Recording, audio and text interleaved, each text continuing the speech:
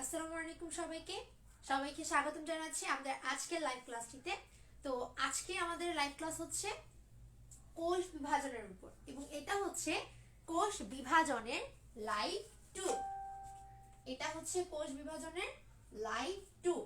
তো আমরা হচ্ছে আজকে এই টপিকগুলো আলোচনা করব। আমি গত ক্লাস করানোর পরে কেউ নোট সাবমিট করেনি দেখে বুঝে গেছি যে আমাকে এখন কি করতে হবে। মানে আমি সব অধ্যায় যেভাবে পড়াই আপনাদেরকে এই অধ্যায়টাও ওইভাবেই হচ্ছে নোট করিয়ে পড়িয়ে দিতে হবে। আমি ভেবেছিলাম যেহেতু এটা আগের পড়া বা আপনাদের নোট মানে করতে অসুবিধা হবে না, বাট আপনারা কেউ নোটটা করেননি বা কনফিউজ ছিলেন কিভাবে করা উচিত। আসলে চিন্তা নাই, যেভাবে সবগুলো ডিটেলসে আলোচনা করেছি এই অধ্যায়টাও সেভাবে ডিটেলসে আলোচনা করা হবে, টেনশন না এটা নিয়ে।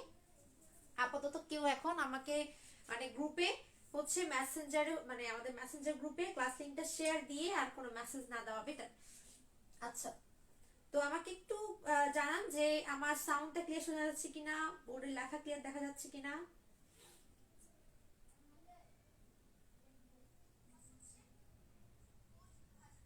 ওয়ালাইকুম আসসালাম। আচ্ছা, আমি দেখতে পাচ্ছি উপরে লেখাটা দেখা যাচ্ছে না, ওয়েট ঠিক করি এটা আমি।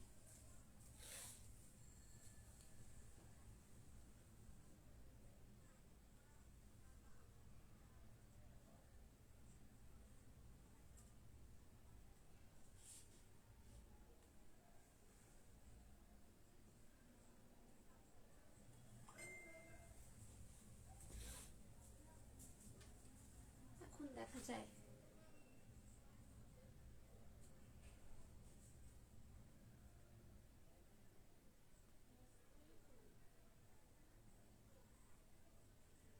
একটু দেখি যে ঠিক হয়েছে কিনা। আমি একবার গিয়ে চলে আসছি আর এখানে এখনো দেখাবে হচ্ছে আমি যাব মাত্র, মানে এমন অবস্থা হয়। আর আপনাদের কমেন্ট গুলো অনেক পরে পরে আসে, অল ক্লিয়ার আপু। আচ্ছা, আমি একটু দেখি যে ক্যামেরা ঠিক হয়েছে কিনা এবার।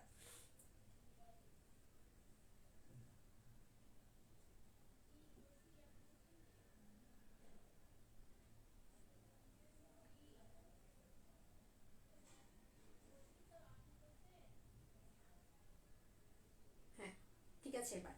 ওকে, আচ্ছা ওকে, সব হচ্ছে ঠিকঠাক আছে। তো আমি যেটা বুঝতে পেরেছি আপনাদেরকে সবগুলো যাতে যেভাবে আমি নোট করিয়ে দেই সেভাবে আসলে নোট করালে বেটার হবে। আর গল্পটা কিন্তু অবশ্যই মাথায় রাখবেন। আমি চেয়েছিলাম মানে ওইরকম গল্প আকারে আপনাদেরকে বললে ভেবেছিলাম আপনারা লিখতে পারবেন, বাট না, আমাকে সুন্দর করে হচ্ছে নোটটা লিখে দিতে হবে। তো আমি একটু প্রথমে আমি যেভাবে সবগুলো অধ্যায় শুরু করি, বিজ্ঞানীদের নাম সুন্দর করে স্টেপ বাই পয়েন্ট করে করে এই অধ্যায়টাও ঠিক সেরকম ভাবেই করে দিচ্ছি। তো প্রথম টপিকটা হচ্ছে ভূমিকা। প্রথম টপিকটা হচ্ছে ভূমিকা। তো ভূমিকা লেভেলে আমরা কি শিখব, ঠিক আছে, এটাকে আমি একদম সুন্দর করে করে দিচ্ছি, কোনো সমস্যা নেই। এই ভূমিকা অপশনটাতে আমরা প্রথমে কি শিখবো বলেন তো? বিজ্ঞানীকে নিয়ে শিখবো। তো বিজ্ঞানীর মধ্যে আমরা কি শিখি? আমরা দুইটা জিনিস শিখি। একটা শিখি হচ্ছে আহ ওই জিনিসটা বা যে জিনিসটা নিয়ে আমরা আলোচনা করব সেই জিনিসটা সবার প্রথমে কে দেখেছে, এই একটা জিনিস নিয়ে বলি। আবার এটা নিয়েও আলোচনা করি যে একটা জিনিস পরবর্তীতে হয়েছে কিন্তু ওইটা হওয়ার আগে একটু যদি ভবিষ্যৎবাণী করে যায়, আগে আলোচনা করে গেছে বা আগে এটা নিয়ে বলে গেছে, ওই বিজ্ঞানীকে নিয়ে আলোচনা করি। এবং সে বলে যাওয়ার পরে একজন সেটা দেখতেও পায় প্রমাণস্বরূপ, তারপর সেটা দেখার পরে সে একটা নামকরণ দেয় অথবা অন্য কেউ সেটার নামকরণ করে, এরপর ভালোভাবে সেটাকে আবিষ্কার করে অন্য একজন বিজ্ঞানী। তো সেই অনুসারে আমরা যদি চিন্তা করি যে এই কোষ বিভাজন সম্পর্কে ধারণা প্রথমে কে দিয়েছিল, আমরা গত ক্লাসটাতে মানে গতদিন আমরা যেটা করেছিলাম, গতদিন আমরা এই যে কোষ বিভাজন নিয়ে একটা কথা বলেছিলাম যে একটা কোষ সৃষ্টি হওয়ার জন্য আগে আরেকটা কোষকে বিভাজিত হতে হবে। একটা কোষ থেকে তো আরেকটা কোষ সৃষ্টি হবে। তো তাহলে একটা কোষ বিভাজিত হওয়ার মাধ্যমে আরেকটা কোষ সৃষ্টি হবে। এই কথাটা আমাদেরকে বলে গেছেন বিজ্ঞানী রুডলফ। ঠিক আছে, বিজ্ঞানী কে বলে গেছেন? বিজ্ঞানী রুডলফ ভিরসাও। বিজ্ঞানী রুডলফ ভিরসাও কি বলে গেছেন আমাদেরকে? আমি একটু বিজ্ঞানী লিখি এখানে, না হলে আবার বেয়াদবি হবে আমার সাথে। যাই হোক, এখানে একটু লিখি বিজ্ঞানী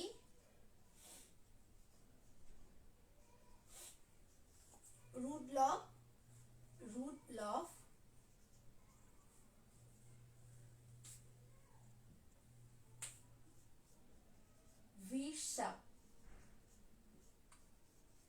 উনি কি করেছেন, উনি হচ্ছে এই কোষ বিভাজন সম্পর্কে একটি সংজ্ঞা দিয়ে গিয়েছিলেন, কিন্তু উনি এটাকে প্রমাণ করেননি বা এটি উনি দেখেননি। আগে থেকে উনি চিন্তা করে রেখেছিলেন যে একটা কোষ সৃষ্টি হওয়ার জন্য অন্য একটা কোষের প্রয়োজন হবে, তাহলে একটি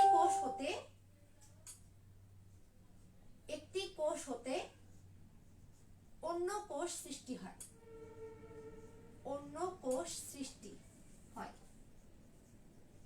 এই ধারণাটি আমাদেরকে দিয়ে গিয়েছিলেন রুডলফ ভিরশাউ। আচ্ছা, এরপর হচ্ছে এই যে কোষ বিভাজন, এই কোষ বিভাজনটা সর্বপ্রথম দেখেছিলেন কে?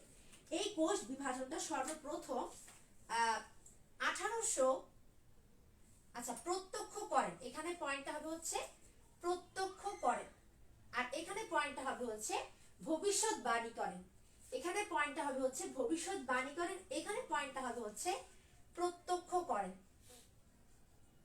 প্রত্যক্ষ করেন।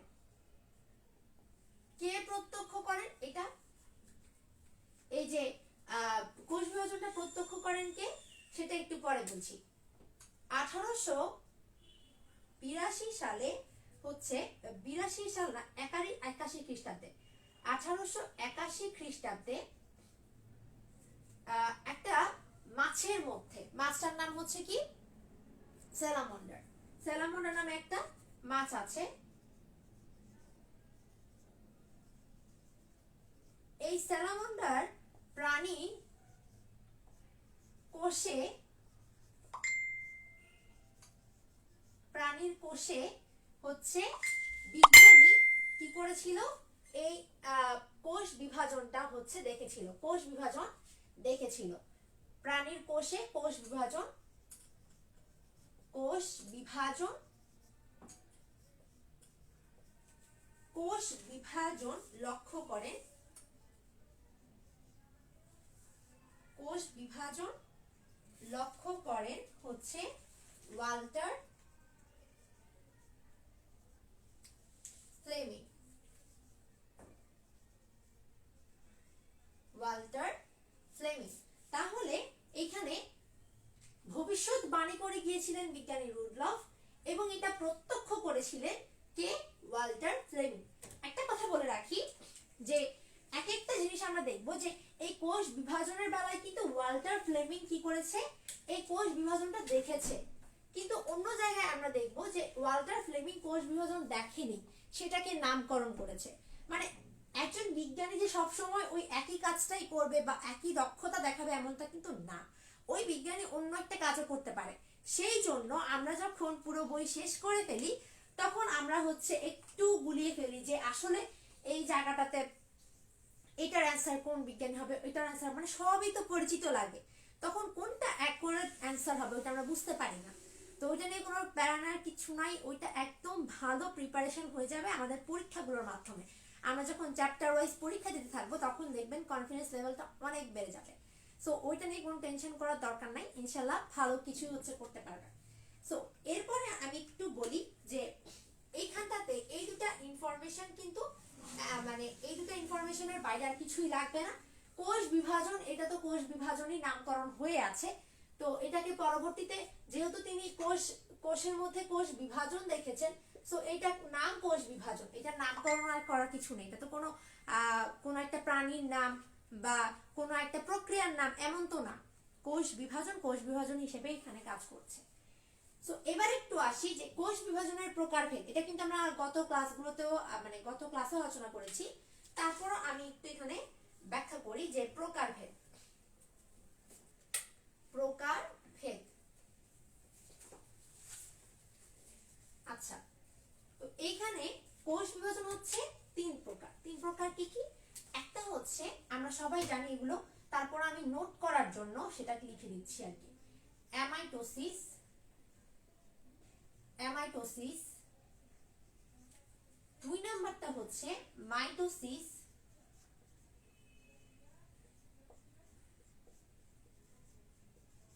তিন নাম্বারটা হচ্ছে মায়োসিস। এখন একটা কথা আমি বলে রাখি এই জায়গাটাতে, সেটা হচ্ছে অ্যামাইটোসিসের অনেক নাম আছে, মাইটোসিসের অনেক নাম আছে, মায়োসিসের অনেক নাম আছে। এই অপর নামগুলো বা বিভিন্ন নামগুলো আমি শেষে বলে দিব, একটু পরে আমি বলছি সেগুলো, ঠিক আছে? চাইলে এই জায়গায় জায়গা রাখতে পারেন, এই জন্য আমি আগে থেকে বলে দিয়েছি। এবার আসি, এখানে সংখ্যা নিয়ে কিছু কথা আছে, কিছু সংখ্যাবোধক ব্যাপার। আচ্ছা, সংখ্যাবোধক ব্যাপার হচ্ছে একটা মানব দেহের মধ্যে, এটা গত ক্লাসেও বলা হয়েছে, নোট করার জন্য আরেকবার বলছি, সেটা হচ্ছে একটা মানব দেহের মধ্যে মূলত কোষের সংখ্যা হচ্ছে 100 ট্রিলিয়ন। মানব দেহে কোষের সংখ্যা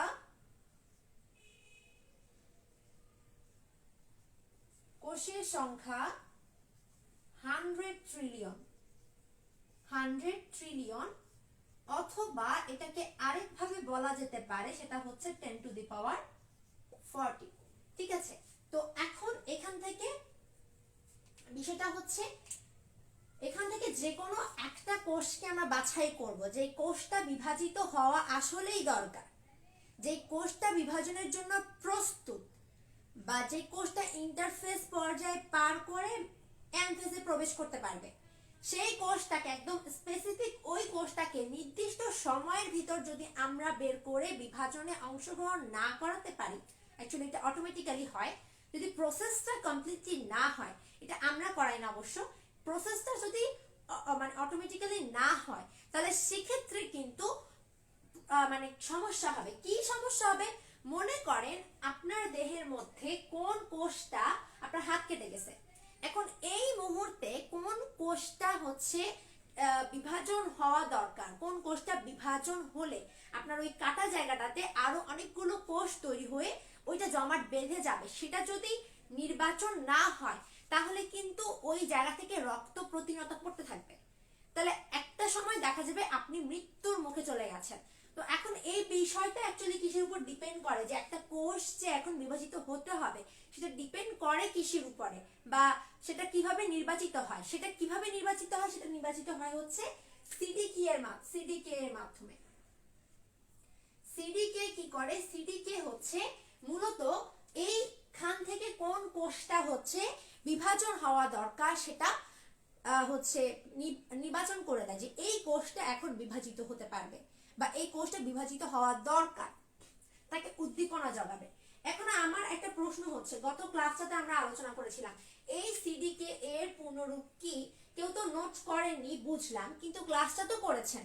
সো ক্লাসটা যেহেতু করা হয়েছে, সো আমি ভাবতেছি যে অবশ্যই এটা সবাই অ্যান্সার করতে পারবে, যে সিডিকে এর পূর্ণরূপটা কি, ঠিক আছে? পূর্ণরূপ, এখানে ডেফিনেশনটাও লিখে নেবেন, যে সিডিকে কি করে দেয়, নির্ধারণ করে দেয় যে কোন কোষটি বিভাজন হওয়া দরকার, এবং তাকে এটা নির্বাচন করে দেয় যে তাকে এই মুহূর্তেই, বা তাকে উদ্দীপনা যোগায় যে তাকে এই মুহূর্তে বিভাজিত হতে হবে। এটা বলতে বলতে এবার আমি হচ্ছে আমাদের সেকেন্ড যে টপিকটা ছিল, মানে ফার্স্ট টপিকের অপর একটি অংশ, ভূমিকা ও অ্যামাইটোসিস, এইবার আমরা চলে যাই হচ্ছে অ্যামাইটোসিসের মধ্যে। তো মানে নোট করাই দিলে আসলে অনেক সুন্দর করে করানো যাবে, বাট আমি ভেবেছিলাম এটা তো আগের পড়ানো একটা অধ্যায়, তাই আর কি, সমস্যা নেই, সমস্যা হতেই পারে, বুঝতে সমস্যা হতেই পারে। তো এখন এটা হচ্ছে অ্যামাইটোসিসটার আরেকটা নাম হচ্ছে প্রত্যক্ষ ধরনের কোষ বিভাজন, প্রত্যক্ষ ধরনের। এখন প্রত্যক্ষ ধরনের কোষ বিভাজন, এখন প্রত্যক্ষ মানে কি বুঝি? প্রত্যক্ষ মানে হচ্ছে সরাসরি।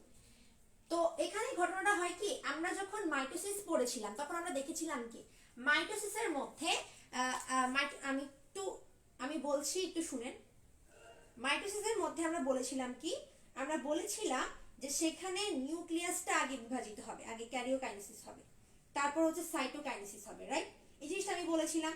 সেখানে কিন্তু মাইটোসিসের ক্ষেত্রে মাইটোসিস বিভাজনে সরাসরি কিন্তু জিনিসটা হয় না, কিন্তু অ্যামাইটোসিসে সরাসরি নিউক্লিয়াস আর কি বলে সাইটোপ্লাজম দুইটাই বিভাজিত হয়ে যায়। তো এই জায়গাটাতে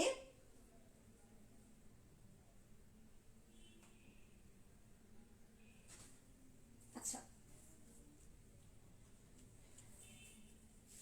হ্যাঁ, এই অ্যামাইটোসিস এই জায়গাটার মধ্যে প্রত্যক্ষ বলতে এটা বোঝানোর চেষ্টা করছি যে এইখানে সরাসরি বিভাজনটা হয়ে যায়, অর্থাৎ সরাসরি নিউক্লিয়াস এবং সাইটোপ্লাজম দুটি একসাথে বিভাজিত হয়ে যাবে। তাহলে নিউক্লিয়াস এবং সাইটোপ্লাজম দুটি একসাথে হচ্ছে বিভাজিত হয় বা সরাসরি বিভাজিত হয়।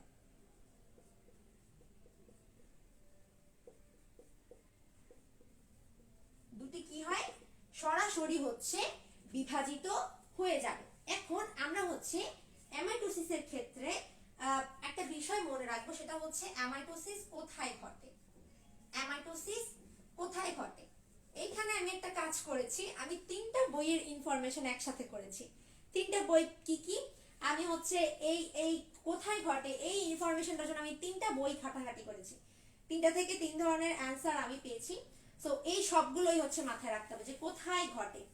আমি যে 3টা বই ফলো করেছি, একটা হচ্ছে মনে করেন আপনার, আমি এখানে লিখে দিই সুবিধার জন্য, একটা হচ্ছে আপনার গাজী আজমল স্যার, সবগুলোর নামে শুরুতেই স্যার আছে মনে করেন, ঠিক আছে, গাজী আজমল স্যারের বই ফলো করে এটা বের করলাম। দেন হচ্ছে এটা হচ্ছে আপনার আবুল হাসান স্যারের বই, ঠিক আছে, এবং এটা হচ্ছে আজিবুর রহমান স্যার, ঠিক আছে। এই 3 জনের বই ফলো করে আমি এটা হচ্ছে বের করেছি। তো একটু মনোযোগ দেন, কোথায় অ্যাকচুয়ালি অ্যামাইটোসিস হবে এগুলো আমরা সবাই জানি। তারপর আমি একটু এখানে লিখে দেই নোটটা সুন্দর হওয়ার জন্য বা এমসিকিউতে অ্যানসারটা ইজিলি করার জন্য। তো দেখেন, ব্যাকটেরিয়া,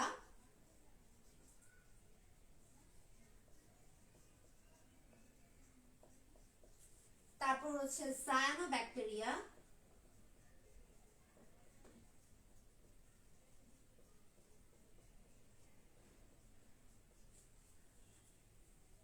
এখানে একটা জিনিস বলেন তো আমাকে, এই যে সায়ানোব্যাকটেরিয়া, এই সায়ানোব্যাকটেরিয়া এটা কি কোনো ব্যাকটেরিয়া? আমাকে একটু জানাবেন যে এই সায়ানোব্যাকটেরিয়াটি কি আসলে কোনো ব্যাকটেরিয়া কি না। তারপরে হচ্ছে কি অ্যামিবা, তারপর হচ্ছে আপনার ইস্ট, এখানে আর না লিখলাম, একটু নিচে লিখছি আমি। তারপর হচ্ছে আপনার মেরুদণ্ডী প্রাণী, মেরুদণ্ডী প্রাণী,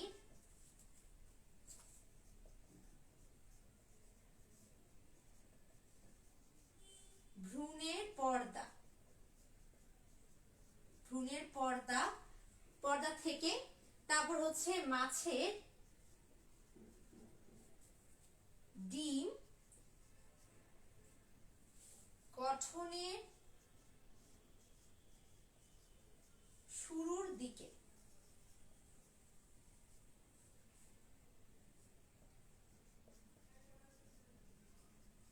ঠিক আছে। তাহলে ব্যাকটেরিয়া, সায়ানোব্যাকটেরিয়া, দেন অ্যামিবা, ইস্ট, মেরুদণ্ডী প্রাণীর ভ্রূণের পর্দা থেকে মাছের ডিম গঠনের শুরুর দিকে, অর্থাৎ মাছের ডিম যখন গঠন হবে তার ঠিক ভ্রূণের সামনের যে বা সম্মুখে যে অংশটুকু থাকে সেটি থেকে মূলত এই অ্যামাইটোসিস হচ্ছে সেই অংশগুলোর মধ্যে অ্যামাইটোসিস বিভাজন হচ্ছে হবে। তাহলে একটা ব্যাকটেরিয়ার মধ্যে অ্যামাইটোসিস বিভাজন হয়, একটা সায়ানোব্যাকটেরিয়ার মধ্যে অ্যামাইটোসিস বিভাজন হবে, একটা অ্যামিবার মধ্যে, ইস্টের মধ্যে, তারপর হচ্ছে মাছের ডিম গঠনের শুরুর দিকে অ্যামাইটোসিস বিভাজন হবে। এখন আমি দুটো প্রশ্ন করেছি, 1 নম্বরে সিটিকে এর পুনরূপ, 2 নম্বরে সায়ানোব্যাকটেরিয়া কি কোনো ব্যাকটেরিয়া কিনা। এখন দেখা যাক কয়জন হচ্ছে প্রশ্নের উত্তর দিতে পেরেছে। আচ্ছা কি হলো, এখানে আটকে আছে কেন এটা?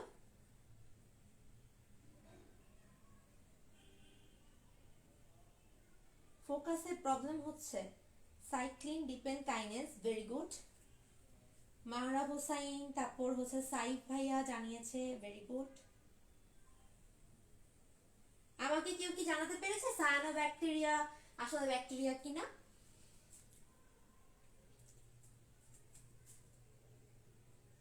কি ব্যাপার?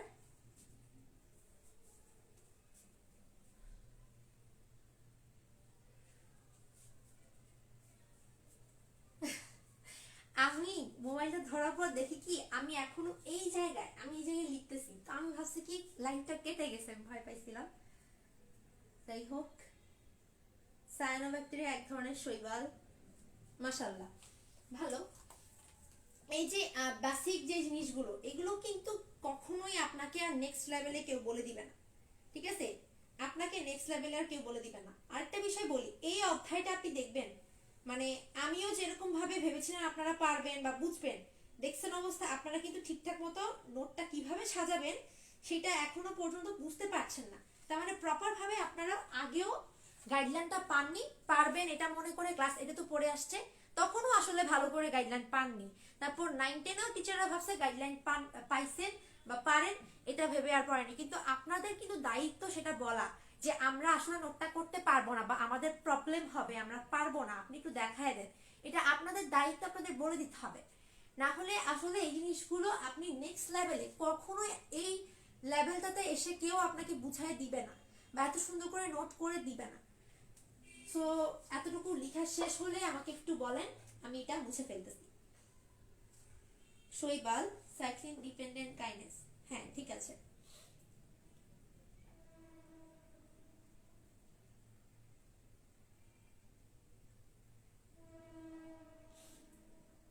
আমি এটা মুছে দিই, তাহলে সবাই একটা স্ক্রিনশট তুলে নেন। আমি মুছে দিচ্ছি এটা। আমি যেই ফোনে দেখতেছি সেটা আসলে অনেক স্লো দেখাচ্ছে, আমি বুঝতেই পারতেছি না কি হয়েছে। আমি মুছলাম এটা, হ্যাঁ মুছলাম। তো এখানে অ্যামাইটোসিস শেষ। এইবার আমি এখানে একটা লাইন লিখেছি, যেটা পড়ার পর আপনারা হয়তো বা অনেক বেশি কনফিউজ হয়ে যাবেন। লেখাটা একটু পড়েন, কি লেখা? কোষ বিভাজিত হয় না।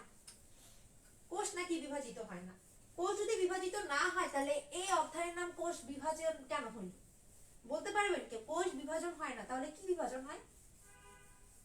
এই প্রশ্নের উত্তর বা এই প্রশ্নটা কখনো মাথায় আসছে যে কোষ বিভাজন, অবশ্য এই লাইনটা আপনাদের তো আগে জানতে হবে যে কোষ আসলে বিভাজিত হয় না।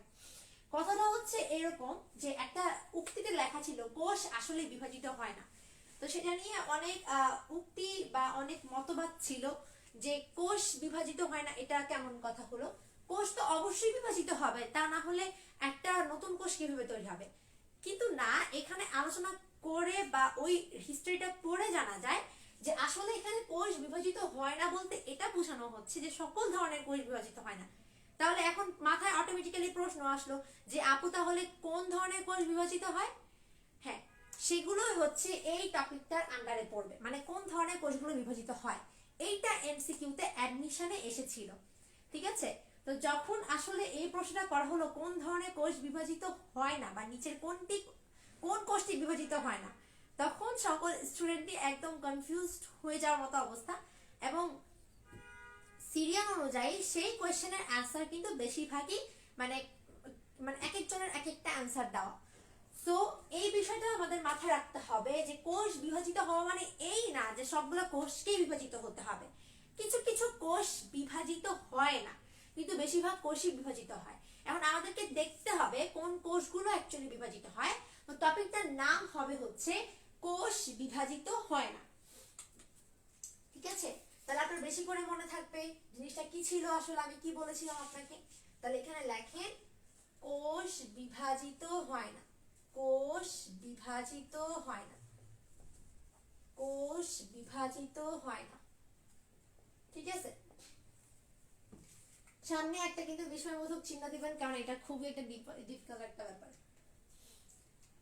এখন প্রশ্ন হচ্ছে কোষ বিভাজিত হয় না, এই এটার প্রথমে আপনি লিখবেন হচ্ছে সকল কোষ বিভাজিত হয় না, সকল কোষ বিভাজিত হয় না। এবার আপনি একটা পয়েন্ট লিখবেন, সেটা হচ্ছে যে সকল কোষ বিভাজিত হয়, যে সকল কোষ বিভাজিত হয়, যে সকল কোষ বিভাজিত হয়, ঠিক আছে? সেই কোষগুলোর নাম কি? যেই কোষগুলো অ্যাকচুয়ালি বিভাজিত হয় সেগুলোর নাম কি কি আমি একটু লিখে দিই। যেমন পরিণত জনন কোষ। কমেন্টে লিখেন তো পরিণত জনন কোষ কি কি, কমেন্টে লিখেন পরিণত জনন কোষ কি কি। 2 নাম্বারটা হচ্ছে মূলত প্রাণীদেহের মাতৃকোষ। প্রাণীদেহে মাতৃকোষ, প্রাণীদেহে মাতৃকোষ।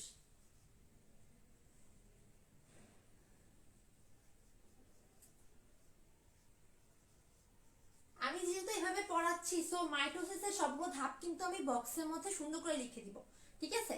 মাইটোসিসের ধাপগুলো আমি লিখে দিব। নোট করতে সমস্যা হতেই পারে, কোনো না কোনো একটা সময় আপনাকে সুন্দর করে নোট করা শিখতে হবে। সবাই যদি বলে পারবে পারবে তাহলে শিখাবে এটাকে। তো যাই হোক, প্রাণীদেহের মাতৃকোষ, এটা অ্যান্সার জানান কিন্তু তাড়াতাড়ি। পরিণত মাতৃকোষ কোনগুলো? আচ্ছা, 3 নাম্বার পয়েন্ট হচ্ছে মূলত হৃৎপেশী কোষ, হৃৎপেশী কোষ, হৃৎপেশী কোষ। আচ্ছা, আমি এই পয়েন্টগুলো পড়ে দিচ্ছি। 4 নাম্বারটা হচ্ছে পেশী কোষ। কি কোষ? 4 নাম্বারটা হচ্ছে পেশী কোষ। এবং সর্বশেষ যেটা আছে সেটা হচ্ছে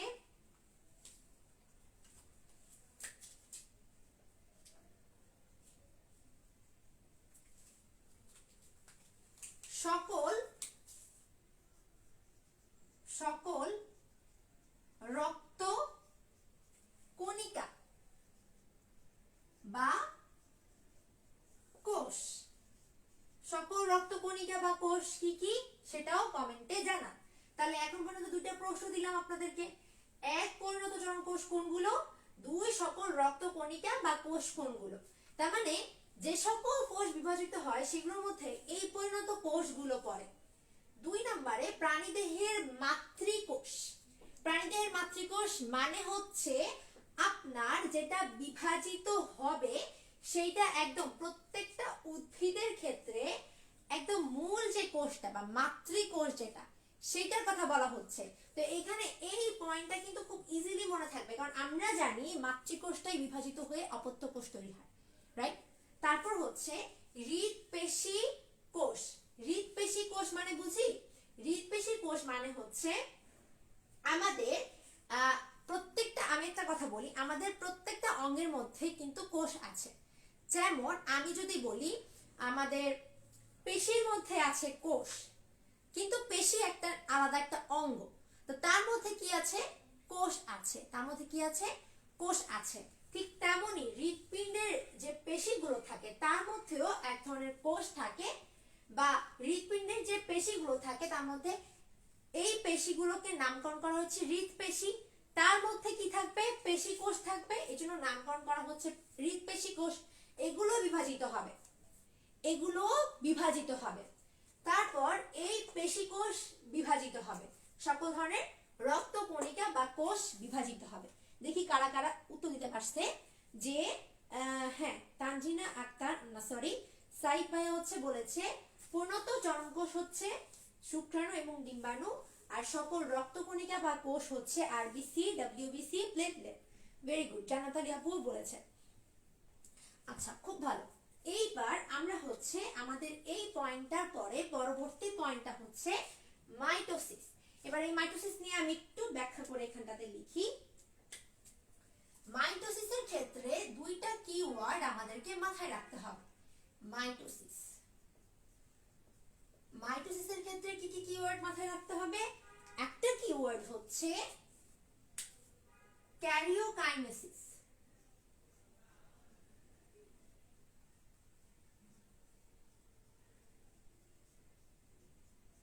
এখানে দুইটা মানে মাইটোসিস বিভাজনের মধ্যে দুটো জিনিস বিভাজিত হয়, আগে ক্লাসেও বলেছি, নোট করার জন্য আবার বলছি।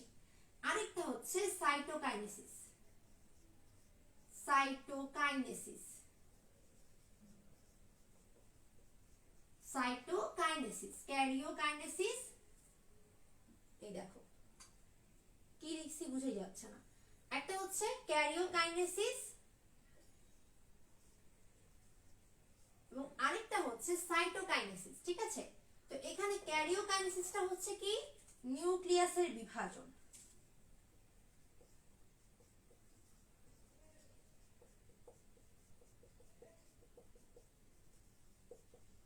নিউক্লিয়াসের বিভাজন, এটা হচ্ছে সাইটোপ্লাজমের বিভাজন। সাইটোপ্লাজমের বিভাজন।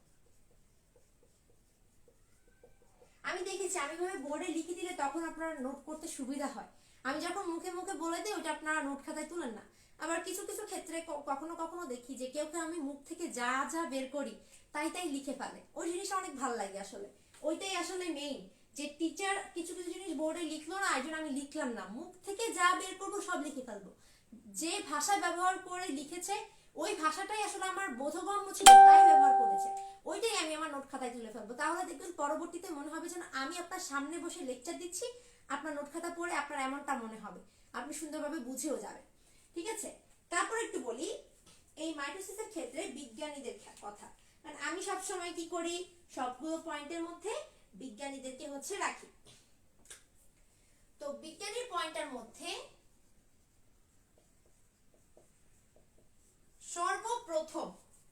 সর্বপ্রথম কে হচ্ছে এই মাইটোসিস বিভাজনটা দেখেছে, মানে মাইটোসিস না, নিউক্লিয়াসের বিভাজনটা দেখেছে। কে দেখেছে এটা? নিউক্লিয়াসের বিভাজন দেখেছে হচ্ছে বিজ্ঞানী স্লাইখার। বিজ্ঞানী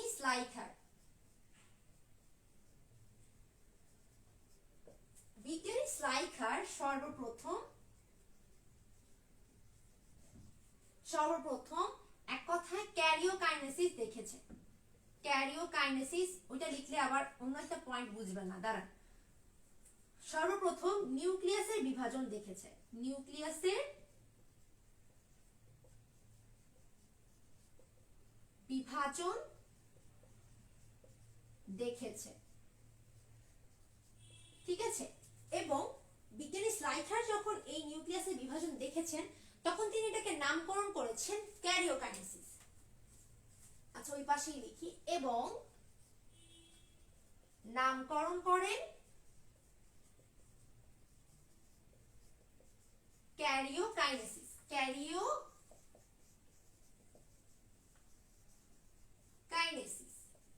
পরবর্তীতে কি হয়েছে জানেন? পরবর্তীতে বিজ্ঞানী ওয়াল্টার ফ্লেমিং হচ্ছে কি করেছেন, এটার নামকরণ করেছেন মাইটোসিস বিভাজন। বুঝতে পারছি? এটার নামকরণ করেছেন মাইটোসিস বিভাজন। এবং আলাদাভাবে সাইটোকাইনেসিসের আবার কোনো নামকরণ করা হয়নি। এই যে নিউক্লিয়াসের বিভাজন, এইটাই কিন্তু আপনারা দেখবেন যে প্রথমে নিউক্লিয়াসের মধ্যে যে ক্রোমোজোম গুলো থাকে সেগুলো থেকে পানি বের হয়ে যায়, পানি বের হয়ে গেলে ওগুলো দেখতে খাটো লাগে, একটু মোটা লাগে। তারপর দেখবেন আস্তে আস্তে স্টেপগুলো যেতে যেতে একটা সময় আবার পানি যোজন হবে, মানে ওই নিউক্লিয়াসের ভিতরে যা ঘটতেছে। তার মানে ওই জিনিসটা আসলে কার হচ্ছে বলেন তো? নিউক্লিয়াসের মধ্যে হচ্ছে না? ওই পুরোটাকে আপনি হচ্ছে আপনার বইটা একটু উল্টায় দেখেন তাহলে বুঝবেন, ওই পুরোটাকে বলা হয় মাইটোসিস। পরের পয়েন্টটা হচ্ছে সাইটোকাইনেসিস। এই মাইটোসিস ধাপের পরে হচ্ছে সাইটোকাইনেসিস। এখানে আরো কয়েকটা পয়েন্ট আছে সেগুলো আমি লিখে দিব। সাইটোকাইনেসিস এটার কোনো আলাদা নামকরণ করা হয়নি, কিন্তু পরবর্তীতে আমি বলেছি না যে কিছু কিছু যে বিজ্ঞানী আছে যে সে কিছু কিছু জিনিস প্রথম প্রত্যক্ষ করে, আবার কখনো কখনো দেখি যে সে অন্য কিছু নামকরণও করে। সো একজন বিজ্ঞানী যে শুধু একটা দক্ষতায় থাকে তা কিন্তু না। তাহলে বিজ্ঞানী ওয়াল্টার ফ্লেমিং কি করেছেন, এটা হচ্ছে নামকরণ, ঠিক আছে। এটা হচ্ছে প্রত্যক্ষ, এটা হচ্ছে নামকরণ। তাহলে নামকরণটা কে করেছে? বিজ্ঞানী ওয়াল্টার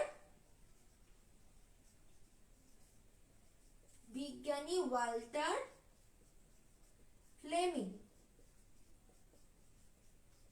বিজ্ঞানী ওয়াল্টার ফ্লেমিং হচ্ছে পরবর্তীতে নাম দেন বা নামকরণ করেন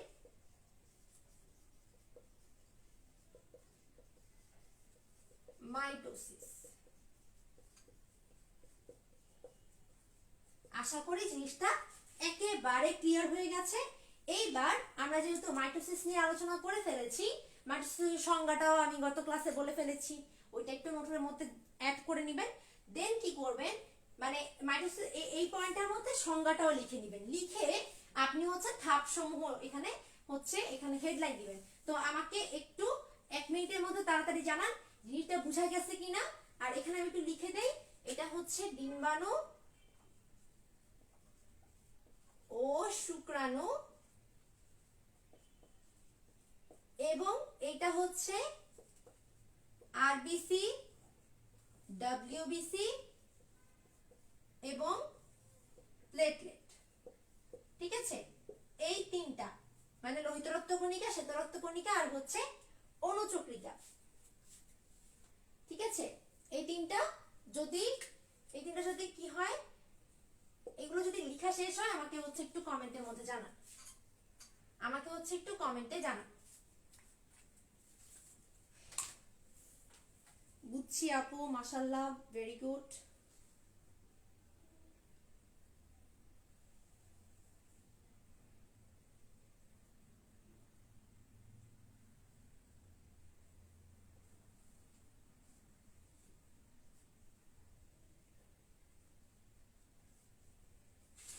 এই এই জায়গাটাতে না, মানে যখন আপনি দাঁড়াবেন, আপনি বোর্ডটাতে হাত দিলে আপনাকে কাঁপায় ফেলবে, বুঝছেন? মানে বোর্ডটা অস্বাভাবিক ঠান্ডা হয়ে আছে, এটার মধ্যে লিখা আসলে মানে আমি এতক্ষণ ধরে লিখতেছি, তাও এটা মানে যেই রকম ছিল সেরকমই আছে, বুঝছেন?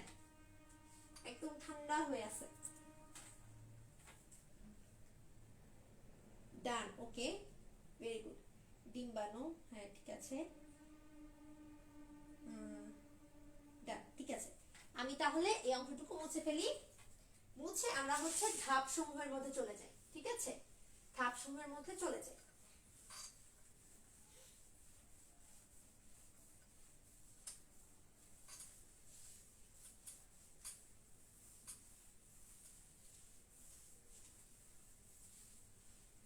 এবার আপনারা সবাই হচ্ছে এটা পয়েন্ট দেন যে ধাপ সমূহ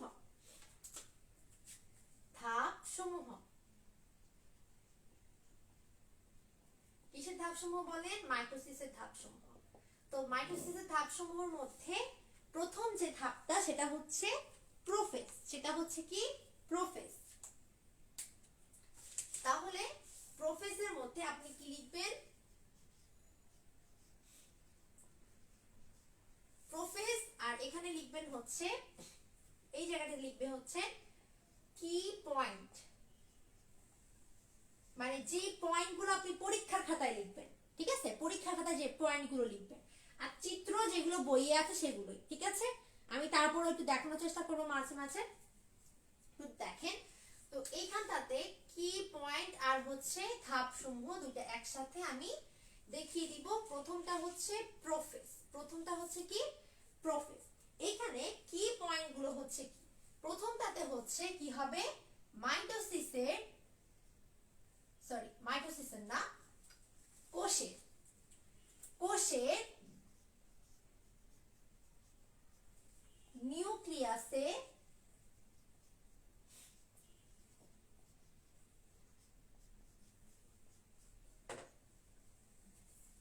নিউক্লিয়াসে ক্রোমোজোম হতে জল বিয়োজন, এইটা হচ্ছে প্রোফেজের ফার্স্ট পয়েন্ট। ঠিক আছে, ফার্স্ট পয়েন্ট হচ্ছে জল বিয়োজন হবে। এখন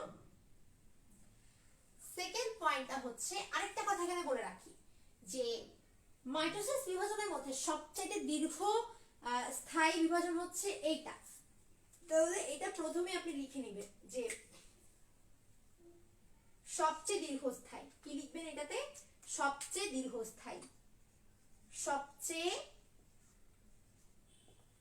দীর্ঘস্থায়ী। আর স্বল্পস্থায়ী কোনটা বলেন তো দেখি, কমেন্টে লিখে তো পারেন কিনা, পড়ছেন কিনা বাসায় দেখা যাক।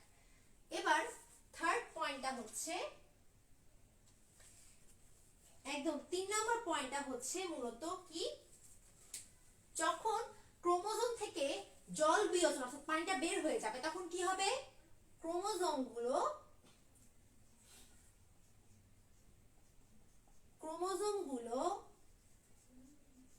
খাটো ও মোটা হয়ে যাবে। খাটো ও কি হয়ে যাবে বলেন? খাটো ও মোটা হয়ে যাবে। তারপর হচ্ছে নিউক্লিওলাস ও নিউক্লিয়ার মেমব্রেন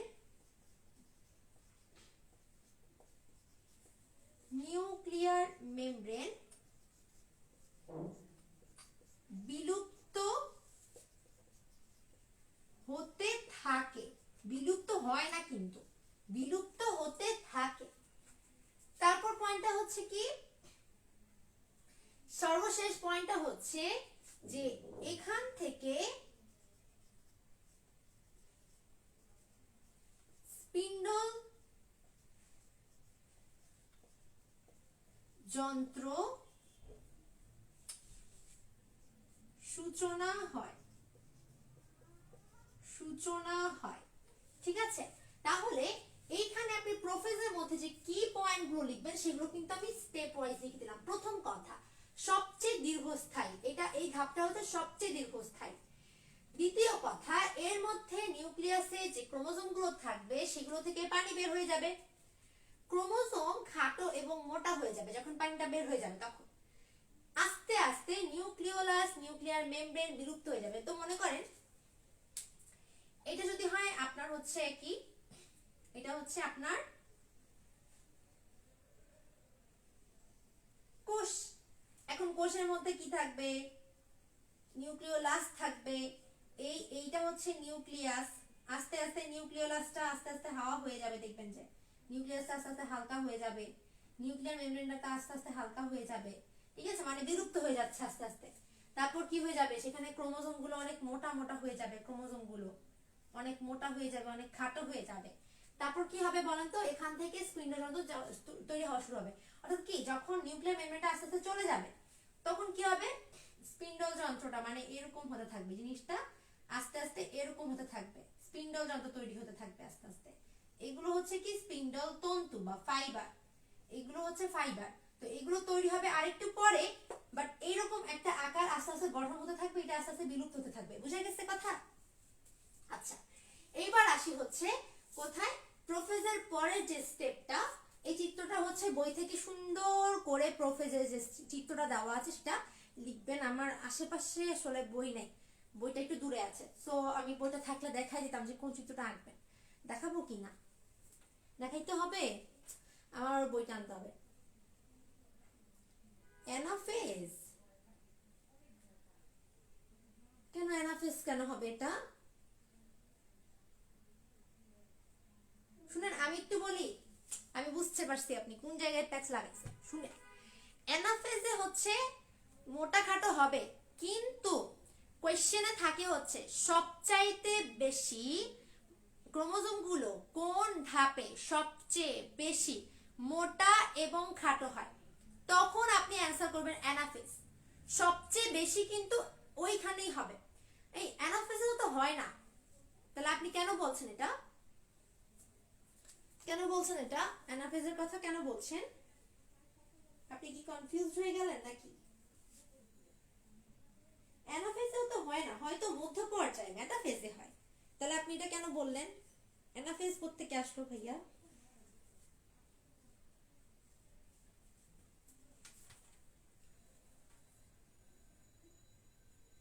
আমি বুঝলাম না কেন অ্যানাফেজ কমেন্ট করলো। তো যাই হোক, আমি ভাবছিলাম কি অ্যানাফেজের কথা বলছে এটা দেখেন, কিন্তু এটা তো অ্যানাফেজের পয়েন্টও না।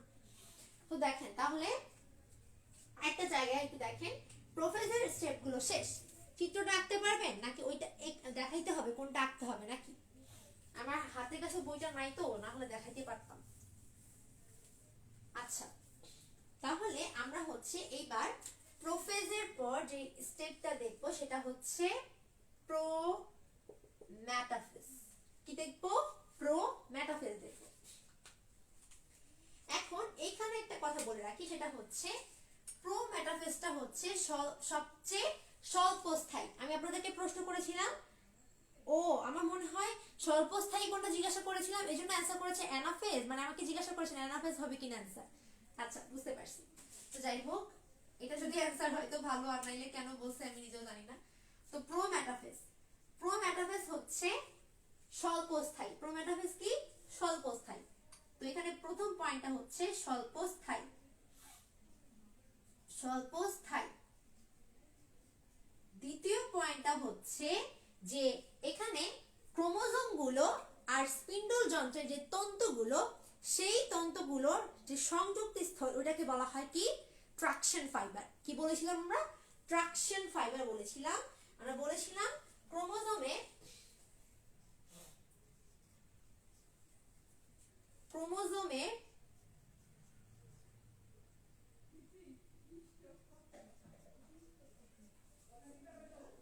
সেন্ট্রোমিয়ার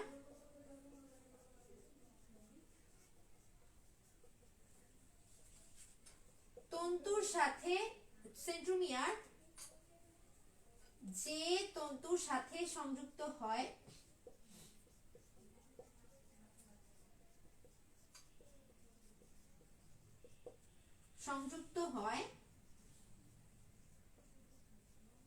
তাকে বলা হয় হচ্ছে ট্রাকশন ফাইবার। ট্রাকশন ফাইবার জিনিসটা গতকালও বলে দেওয়া হয়েছে যে আসলে ট্রাকশন ফাইবার কোনগুলো, ঠিক আছে। তো তাহলে তার পরবর্তী পয়েন্ট আপনি লিখবেন হচ্ছে যে প্রাণী কোষের ক্ষেত্রে, উদ্ভিদ কোষে না, প্রাণী কোষের ক্ষেত্রে, প্রাণী কোষের ক্ষেত্রে হচ্ছে কি হবে, স্পিন্ডল যন্ত্রের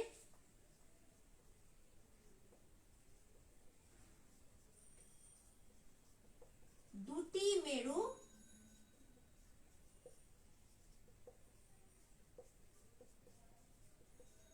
সৃষ্টি হয় এবং মেরুতে এস্টার রশ্মি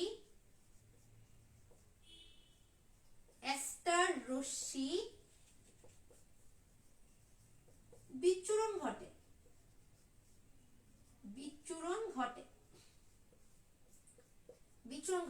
ওই বিচ্ছুরণে যেটা আছে না, ওইটা হচ্ছে আপনার মনে করেন ক্লাস 9-10 অথবা ক্লাস 8 এর বইয়ে চিত্রগুলো অনেক সুন্দরভাবে দেওয়া, ঠিক আছে। যে বিচ্ছুরণের জিনিসটা কিন্তু বইয়ে দেওয়া আছে, প্রাণী কোষের মধ্যে কিভাবে বিচ্ছুরণ হয় এভাবে দেওয়া ছিল, এই যে এরকম ভাবে দেওয়া ছিল, এই যে এই জায়গাগুলোতে হচ্ছে এই যে এরকম এরকম করে বিচ্ছুরণ হয়, এইচএসসি বইও দেওয়া আছে। বাট ওই লেভেলের বইগুলোতে আরো ডিটেইলস দেওয়া ছিল, আর সুন্দর করে পয়েন্ট করে দেওয়া ছিল সেগুলো, ঠিক আছে। তাহলে তার পরবর্তী পয়েন্টটা হচ্ছে মূলত, পরবর্তী পয়েন্টটা হচ্ছে এইখানে নিউক্লিওলাস এবং নিউক্লিয়ার মেমব্রেন দুইটা একেবারেই বিলুপ্ত হয়ে যাবে, ঠিক আছে। নিউক্লিয়ার মেমব্রেন সম্পূর্ণ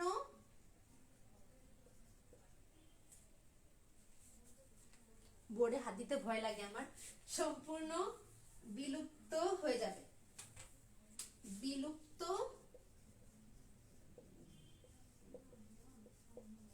হয়ে যাবে, ঠিক আছে।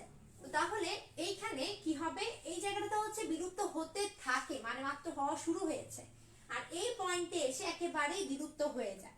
বুঝে গেছে কথা, এই পয়েন্টে এসে একেবারেই বিলুপ্ত হয়ে যায়। এতটুকু লেখা শেষ কিনা, আমি এই জায়গাটাতে দেখা যায় কিনা একটু দেখি।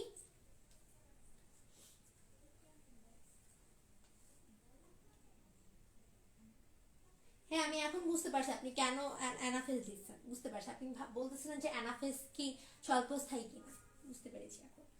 আচ্ছা, এখানে লিখলে দেখা যাবে কিনা সেটা হচ্ছে মেন কথা, দেখা যাবে, ঠিক আছে। তাহলে আমরা হচ্ছে আমাদের নেক্সট যে পয়েন্টটা আছে সেটাতে চলে যাই, সেটা হচ্ছে মেটাফেজ। সেটা হচ্ছে কি বলেন তো, মেটাফেজ। আচ্ছা, মেটাফেজের মধ্যে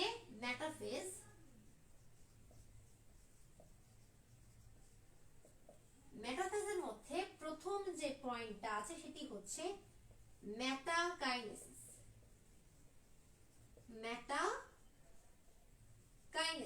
এই মেটাকাইনেসিসটা কি, এই মেটাকাইনেসিসটা হচ্ছে আপনার ক্রোমোজোম গুলো যখন বিষুবীয় অঞ্চলের দিকে চলে আসে, এটা তো মনে করেন আপনার যখন চারপাশে নিউক্লিয়ার মেমব্রেন চলে যাবে তখন জিনিসটা এরকম হবে না বলেন, মেটাফেজে এসে জিনিসটা এরকম হয়ে যাবে না বলেন। আপনি বইটা একটু খুলে দেখেন তাহলে দেখবেন মেটাফেজে চিত্র দেওয়া আছে এরকম, আর প্রাণী কোষের ক্ষেত্রে এরকম দেওয়া, ঠিক আছে, বুঝা গেছে। তো এখন দেখেন এই অঞ্চল বরাবর এটাকে বলা হয় বিষুবীয় অঞ্চল। এটা কি বলা হয়, এটাকে বলা হয় বিষুবীয় অঞ্চল। তো এইটার আরো কয়েকটা নাম আছে, যে শুধুমাত্র এটাকে যে বিষুবীয় অঞ্চল বলা হয় এমনটা কিন্তু না। আমি একটু লিখে দিই কি কি নাম বলা হয়, তাহলে আপনার ইজি হবে বুঝতে। এটাকে বলা হয় হচ্ছে নিরক্ষীয় বা হচ্ছে বিষুবীয়, বিষুবীয় বা হচ্ছে ইকুয়েটর অঞ্চল। ঠিক আছে, এই অঞ্চল বরাবর যখন কি হবে, এই নিরক্ষীয় বা বিষুবীয় অঞ্চলে বা ইকুয়েটর অঞ্চলে যখন ক্রোমোজোম গুলো অবস্থান করে, ক্রোমোজোম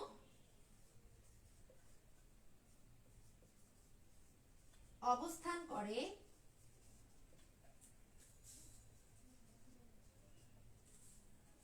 ওই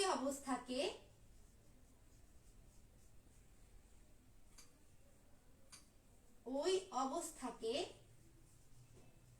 মেটাকাইনেসিস বলে। কি বলে? মেটাকাইনেসিস বলে। আমি এত সুন্দর করে লিখে দিচ্ছি, মানে আমার লেখা সুন্দর সেটা বলতেছি না, এত ব্যাখ্যা করে সব লিখে দিচ্ছি কেন, যাতে আপনারা নোটটা করেন, মনে থাকবে। নোট যেন সবাই জমা দেয়। আমি সবাইকে নোট দিতে দেখি না, নোট দিতে হবে। ঠিক আছে, আমি তাহলে বুঝবো কিভাবে যে আপনারা আসলে পড়াটা ঠিকঠাক মতো ধরতে পারতেছেন কিনা। নোট দেখে আমি চেক করে বুঝবো যে অ্যাকচুয়ালি ওই স্টুডেন্টটা আসলে কতটুকু বুঝতেছে, কতটুকু ক্যাচ করতেছে, কতটুকু লিখতেছে খাতার মধ্যে। ঠিক আছে, ওইটা লিখতে হবে। নোট খাতা তুললে হবে না, এটা সাবমিট করবেন, তাহলে আমি চেক করে দিব, আর কোনো টেনশন থাকবে না। বুঝছেন? এখন তাহলে এতটুকু পর্যন্ত, নিচে কি আর দেখা যাবে? হ্যাঁ, নিচে অনেকটুকু দেখা যায়, তো নিচে তো অনেকটা দেখা যায় আসলে। তো তাহলে মেটাকাইনেসিসের পরের যে পয়েন্টটা আছে সেটা হচ্ছে, মেটাকাইনেসিসের পরের পয়েন্টটা হচ্ছে যে ক্রোমাটিড গুলো আছে, ক্রোমাটিড গুলো এই যে এইখানে খাটো মোটা হয়, কিন্তু সবচেয়ে বেশি খাটো মোটা হয় কোথায়? সবচেয়ে বেশি খাটো মোটা হয় মেটাফেজ পর্যায়ে এসে। তাহলে এখানে আপনি কি লিখবেন, যে ক্রোমাটিড গুলো সবচেয়ে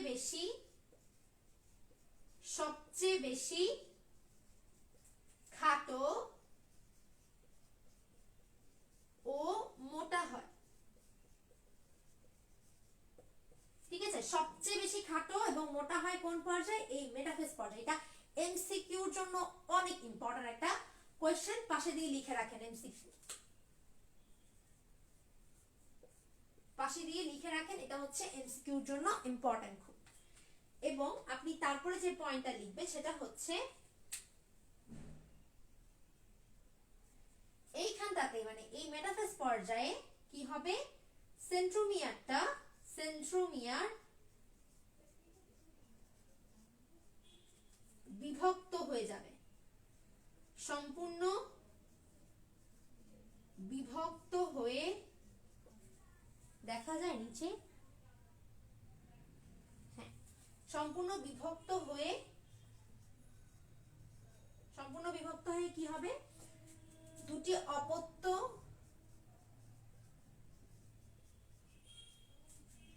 অপত্য সেন্ট্রোমিয়ার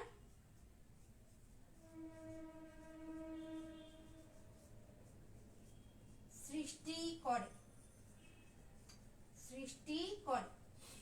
আর লেখা যাবে না এখানে, অনেকটা মানে আমি অনেক চাপিয়ে লিখি যাতে এটা মুছতে না হয়, আপনারা যেন মুছে ফেললে যেন নোট করতে কোনো তাড়া না হয়। এখন তো মানে বুঝেই যাবে না, লেখা কি বোঝা যায়? আমাকে একটু কমেন্টে বলেন তো আমার লেখা সবকিছু ক্লিয়ার বোঝা যাচ্ছে কিনা আসলে, নাকি অনেক গ্যাদারিং মনে হচ্ছে।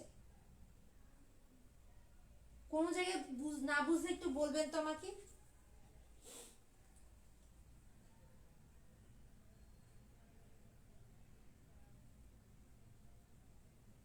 কোন লাইন বুঝতে না পারলে আমাকে একটু বলবেন, হ্যাঁ, যে জিনিসটা বুঝতে সমস্যা হচ্ছে আমি একটু পড়ে দেই। হ্যাঁ, এখানে প্রোমেটাফেজের মধ্যে পয়েন্টটা হচ্ছে কি, প্রোমেটাফেজের মধ্যে হচ্ছে স্বল্পস্থায়ী হবে ক্রোমোসোমের সেন্ট্রোমিয়ার যে তন্তুর সাথে সংযুক্ত থাকে।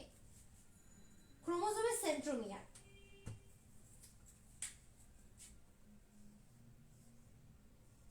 এটা একটা ক্রোমোসোম, এটা তার সেন্ট্রোমিয়ার।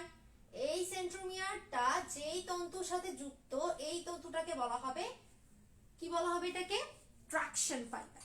তো আমরা কিন্তু সবগুলোকে বলে ফাইবার, তো সবগুলো ফাইবারের মধ্যে কিন্তু ক্রোমোজোমে সেন্ট্রোমিয়ার অবস্থান করে না, কিছু কিছুতে অবস্থান করে, কিছু কিছুতে অবস্থান করে না।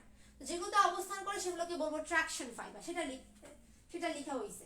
তো এখানে আরেকটা বিষয় বলা হয়েছে, সেটা হচ্ছে কি প্রাণী কোষে স্পিন্ডল যন্ত্রের দুই মেরু সৃষ্টি হয়, এবং এখানে দুই মেরু হচ্ছে এই যে এই একটা মেরু, এই একটা মেরু, এবং এই মেরুগুলো থেকে অ্যাস্টার রশ্মি বিচ্ছুরিত হবে। তারপর হচ্ছে বলা হয়েছে নিউক্লিওলাস এবং নিউক্লিয়ার মেমব্রেন বিলুপ্ত হয়ে যাবে, অর্থাৎ নিউক্লিয়াস এবং নিউক্লিয়ার মেমব্রেন, এখানে এই যে নিউক্লিওলাস হচ্ছে এইটা আর নিউক্লিয়াস হচ্ছে এইটা, তো এটা হচ্ছে নিউক্লিয়াসের মেমব্রেন বা পর্দা, তো এই দুটো বিলুপ্ত হয়ে যাবে। তো বিলুপ্ত হয়ে গেলে তখন আস্তে আস্তে এই গঠনটা সৃষ্টি হতে থাকবে। ঠিক আছে, বুঝে গেছে কথা? এবার আসি কি বলছে, এবার বলছে মেটাফেজে এসে মেটাকাইনেসিস কি, এটা কোশ্চেনে থাকবে ক নাম্বারে, সৃজনশীলের ক নঙে এই কোশ্চেনটা থাকবে। ঠিক আছে, তো এখানে মেটাকাইনেসিস এটা মানে কি নিরক্ষী বা বিষুবীয় অঞ্চল বা ইকুয়েটর অঞ্চলে ক্রোমোজোমের অবস্থান, ক্রোমোজোম যখন অবস্থান করে ওই অবস্থাকে মেটাকাইনেসিস বলে। ক্রোমোজোমগুলো সবচেয়ে বেশি খাটো ও মোটা হয়, এটা এমসিকিউর জন্য ইম্পর্টেন্ট। সেন্ট্রোমিয়ার সম্পূর্ণ বিভক্ত হয়ে দুটি অপত্য সেন্ট্রোমিয়ার গঠন করে। ক্লিয়ার? ডান, ওকে। এবার হচ্ছে আমি এই জিনিসটা মুছে আমরা হচ্ছে এবার কোথায় চলে যাব বলেন? অ্যানাফেজে চলে যাব।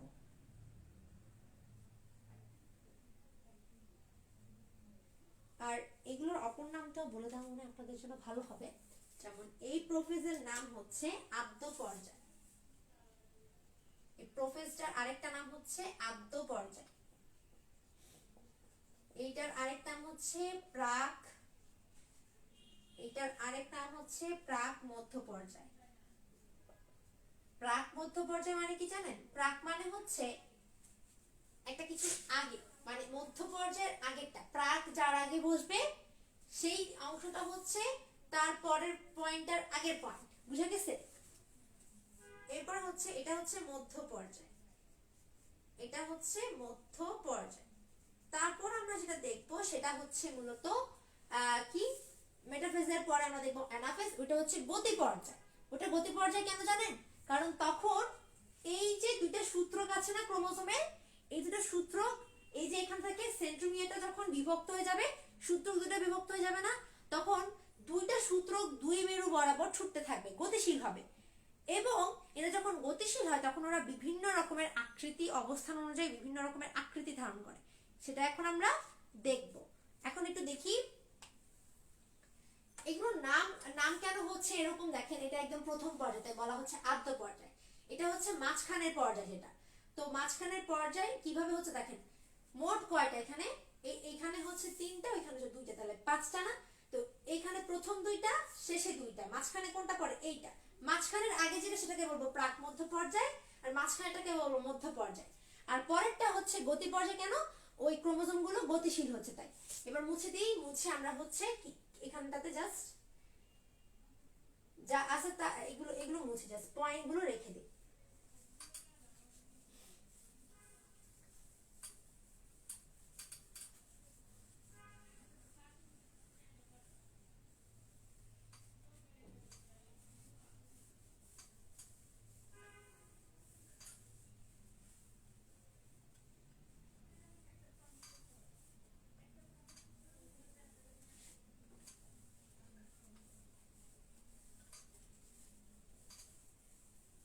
আচ্ছা, ওকে। তাহলে এখন এখান থেকে হচ্ছে দেখি এই পয়েন্টগুলো মুছে ফেলি। মুছে এবার হচ্ছে আমরা আমাদের পরবর্তী যে পয়েন্ট সেটা হচ্ছে অ্যানাফেজ, সেটা হচ্ছে কি অ্যানাফেজ। তাহলে এই অ্যানাফেজে এসে কি হবে বলেন তো? এই অ্যানাফেজে এসে যেটা করবে সেটা হচ্ছে মূলত হচ্ছে মূলত প্রথম যে পয়েন্টটা অ্যানাফেজের সেই পয়েন্টটা হচ্ছে সেন্ট্রোমিয়ার। সেন্ট্রোমিয়ার গুলো হচ্ছে কি হবে, সেন্ট্রোমিয়ার অগ্রগামী হবে। এখন অগ্রগামী মানে কি জানেন? দেখি অগ্রগামী বাংলা অর্থ কি বলেন তো, অগ্রগামী বাংলা অর্থ কি বলেন? অগ্রগামী হবে। তো অগ্রগামী হওয়া মানে কি একটু বাংলাতে লিখে জানান আমাকে। তারপর হচ্ছে ক্রোমোজোম গুলো দেখি আগে আমাকে সেন্ট্রোমিয়ার অগ্রগামী হওয়া মানে একটু বলেন তো দেখি। সেন্ট্রোমিয়ার অগ্রগামী হওয়া মানে কি বলেন তো একটু দেখি, কেউ পারে কিনা। ক্রোমোজোম গুলো কি হবে বলেন তো? ক্রোমোজোম গুলো অনুগামী হবে। অগ্রগামী অনুগামী বাংলা কে পারে আমি একটু দেখতে চাই। এরপর এরা অবস্থান অনুযায়ী বিভিন্ন রকমের আকৃতি হচ্ছে গঠন করবে। এরা মনে করেন ভি আকৃতি হতে পারে, তারপর হচ্ছে আপনার এল আকৃতি হতে পারে, আই আকৃতি হতে পারে, বিভিন্ন রকমের এরা আকৃতি গঠন করে। এরা হচ্ছে প্রথমে যে গঠনটা তৈরি করে সেই গঠনটা হচ্ছে মেইনলি সাবমেটাসেন্ট্রিক। প্রথমটা হচ্ছে মেটাসেন্ট্রিক, মেটাসেন্ট্রিক, মেটাসেন্ট্রিক। দুই নাম্বারটা হচ্ছে মেটাসেন্ট্রিকটা কেমন? এটা ভি আকৃতির হয়, ঠিক আছে, ভি আকৃতি। তারপর হচ্ছে সাব মেটাসেন্ট্রিক, সাব মেটাসেন্ট্রিক।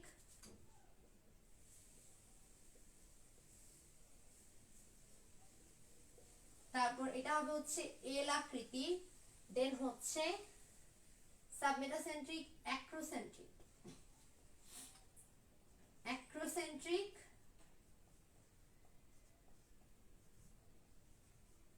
এবং সর্বশেষ হচ্ছে আপনার টেলোসেন্ট্রিক,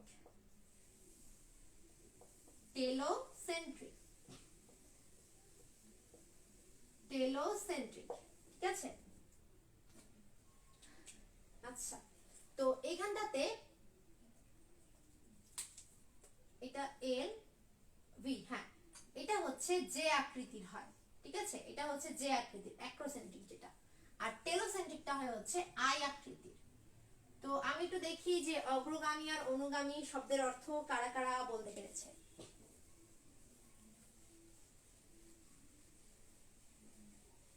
অগ্রগামী মানে সামনের দিকে যাওয়া, অনুগামী মানে পেছনের দিকে যাওয়া। এই আমাকে একটু বলবেন যে যে কি বলে তানজিন, না তানজিন আক্তার নাকি সাইফ ভাইয়া, আপনি কি এই অধ্যায়টা আগে পড়েছেন? কেন বলছি মানে আপনি খুব অ্যাক্টিভ, মাশাআল্লাহ। আবার এই প্রশংসা করাতে দেখেন আবার উল্টায় যাবেন। খুব অ্যাক্টিভ বলতে কি, যে কোনো প্রশ্নের উত্তর জিজ্ঞাসা করলে সাথে সাথে রেসপন্স করার চেষ্টা করেন, মানে পারেন না পারেন, ভুল হোক সঠিক হোক, চেষ্টা করেন অ্যান্সার দেওয়ার। এই জিনিসটা খুবই মানে খুবই ভালো একটা জিনিস, ঠিক আছে। এই এই সাহসটা যখন হয়ে যাবে, আপনি কমেন্টেও যদি সাহস করে অ্যান্সারটা না বলতে পারেন, তাহলে আমি তো বলবো যে এইখানে আসলে সামনাসামনি উত্তর দিতে গেলে তখন আপনি আরো ভয় পাবেন। তাহলে আমাদের অ্যান্সারটা সঠিক না ভুল, মানে আগে একটু নিজে চিন্তা করে দেন হচ্ছে চেষ্টা করবো অ্যান্সারটা দেওয়ার। ভুল হলে তো অবশ্যই বলে দিবে, কিন্তু যদি প্রতিযোগিতামূলক হয়, সেখানে যদি আপনি উঠে দাঁড়ান আমি পারবো, তখন সেটা একটু বাড়াবাড়ি হয়ে যাবে। তখন আপনাকে শিওর হয়ে ওইখানে উপস্থিত বুদ্ধি দিয়ে কাজে লাগাতে হবে। তাহলে আমাদের কিন্তু বলে দিল সাইড ভাইয়া যে অগ্রগামী মানে হচ্ছে সামনের দিকে যাওয়া, সামনের দিকে যাওয়া, আর অনুগামী মানে হচ্ছে পেছনের দিকে যাওয়া। জিনিসটা মানে বুঝছি, পেছনের দিকে যাওয়া। দেখেন এইখানে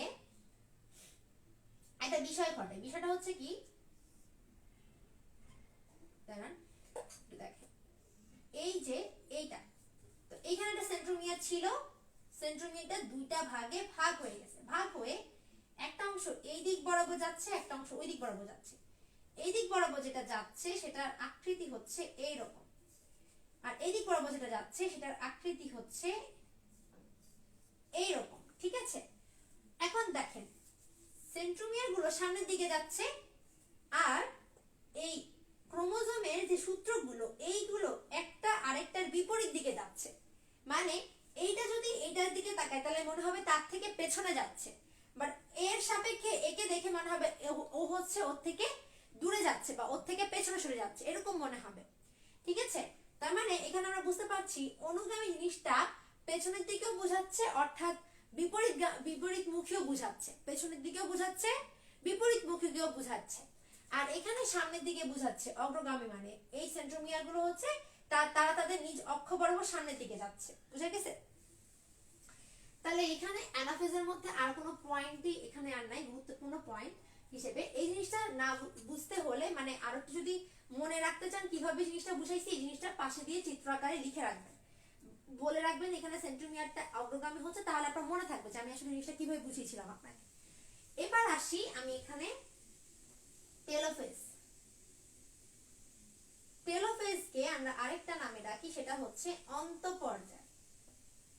টেলোফেজের আরেকটা নাম হচ্ছে অন্তঃপর্যায়।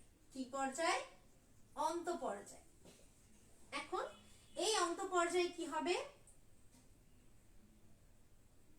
এই অন্তঃপর্যায়ে কি হবে? এই অন্তঃপর্যায় হচ্ছে জলযোজন হবে। কি হবে? জলযোজন হবে, অর্থাৎ ক্রোমোজোমগুলোর মধ্যে আবার কি হবে? জল প্রবেশ করবে, আবার পানি প্রবেশ করবে, যেটা বিপরীত। মানে এই টেলোফেজটা হচ্ছে প্রোফেজের একদম বিপরীতটা।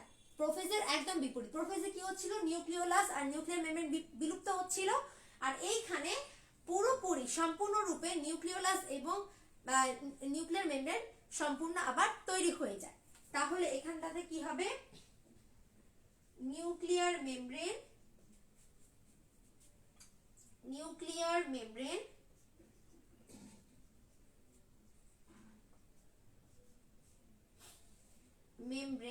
এবং নিউক্লিওলাস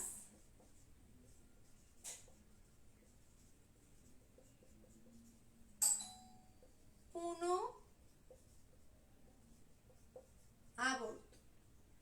আবর্তন নিতে বাংলা অর্থে ভুল আসবে, তাহলে পুনর্গঠন হবে। তো এখানে প্রশ্ন হয় না আপু যে কেন প্রোফেজের মধ্যে এই ঘটনাটা হচ্ছে, যে প্রোফেজের মধ্যে প্রথমে ক্রোমোজোম থেকে পানিটা বের হয়ে যাচ্ছে। এই স্টেপগুলো বা এই ধাপগুলো কেন আসলে এই জিনিসগুলো এরকম করে হচ্ছে? কখনো কি মাথায় কোয়েশ্চেন আসে যে আসলে এই জিনিসগুলো কেনই এভাবে হবে? কারণটা হচ্ছে নিউক্লিয়াসটার কথা একটু চিন্তা করেন। এখানে কার বিভাজন হবে? নিউক্লিয়াসের বিভাজন হবে। তার মানে নিউক্লিয়াসে যখন বিভাজিত হবে তখন মাঝ বরাবর এরকম হয়ে যাবে না, এরকম হয়ে যাবে, এরকম হয়ে যাবে না। এই বরাবর যখন এরকম কুঞ্চন হতে থাকে নিউক্লিয়াসটা, তখন আস্তে আস্তে এটা যখন সংকুচিত হতে থাকবে তখন পানিটা বের হয়ে যাবে। বুঝতে পারছেন? নিউক্লিয়াসের মাঝ বরাবর খাঁজ সৃষ্টি হতে হবে, তারপর না সেটা হচ্ছে বিভাজিত হয়ে যাবে, তাই না? তো বিভাজন হওয়ার জন্য মাইটোসিস বিভাজনের মধ্যে এই স্টেপগুলো ফলো করতেছে, এবং যখন অ্যাকচুয়ালি এইটা খাঁজ সৃষ্টি করতে করতে মাঝখানে আরো অনেক ঘটনা ঘটে যায়, সেটা হচ্ছে ক্রোমোজোমের সাথে ঘটে। ক্রোমোজোম থেকে পানিটা বের হয়ে যায়, ক্রোমোজোম, সেন্ট্রোমিয়ার, তারপর হচ্ছে নিউক্লিয়াসের ভিতরে যে নিউক্লিওলাসটা, নিউক্লিয়ার মেমব্রেন আস্তে আস্তে উধাও হয়ে যেতে থাকে। তখন অ্যাকচুয়ালি কিছু প্রোটিন ফ্যাক্টর এসে স্পিন্ডল যন্ত্র বা স্পিন্ডল তন্তুগুলোকে তৈরি করে, তখন ওই জায়গার মধ্যে ভেতরে যে ক্রোমোজোমগুলো ছিল সেগুলো অবস্থান করতে থাকে। একটা সময় যখন আপনি দেখবেন, যখন ওই নিউক্লিয়াসের মধ্যে যে ক্রোমোজোমগুলো ছিল সেগুলো যখন দেখে ওর একেবারে মেরুর প্রান্তে চলে গেছে, তখন আবারও তারা হচ্ছে গৌণ কুঞ্চন ঘটায়। তার মানে কি হবে? এখানে ক্রোমোজোমের গৌণ কুঞ্চন ঘটবে। কি ঘটবে? ক্রোমোজোমের গৌণ কুঞ্চন ঘটে। এখন এই জিনিসটা অনেকে বুঝবে না, গৌণ কুঞ্চন কি। ক্রোমোজোমের গৌণ কুঞ্চন ঘটে নিউক্লিয়াস এবং নিউক্লিওলাস এটা হচ্ছে নিউক্লিওলাস ও নিউক্লিয়ার মেমব্রেনের পুনর্গঠন হয়। লিখবেন আগে, ক্রোমোজোমের গৌণ কুঞ্চনের ফলে নিউক্লিয়ার মেমব্রেন ও নিউক্লিওলাস পুনর্গঠন ঘটে। আবার বলছি, ক্রোমোজোমের গৌণ কুঞ্চনের ফলে নিউক্লিয়ার মেমব্রেন ও নিউক্লিওলাস পুনর্গঠন হবে।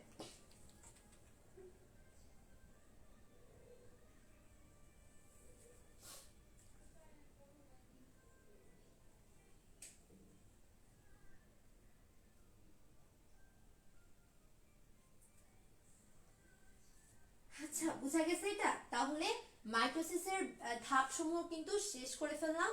এবার হচ্ছে মাইটোসিসের গুরুত্ব, তারপর এটা অনিয়ন্ত্রণ যদি হয় তাহলে কি হবে, তারপর সাইটোকাইনেসিস কিভাবে হয়, কোষচক্র তো আমি বলেই ফেলছি, জাস্ট ওইটা এখন নোট আকারে তুলে দেওয়া এই।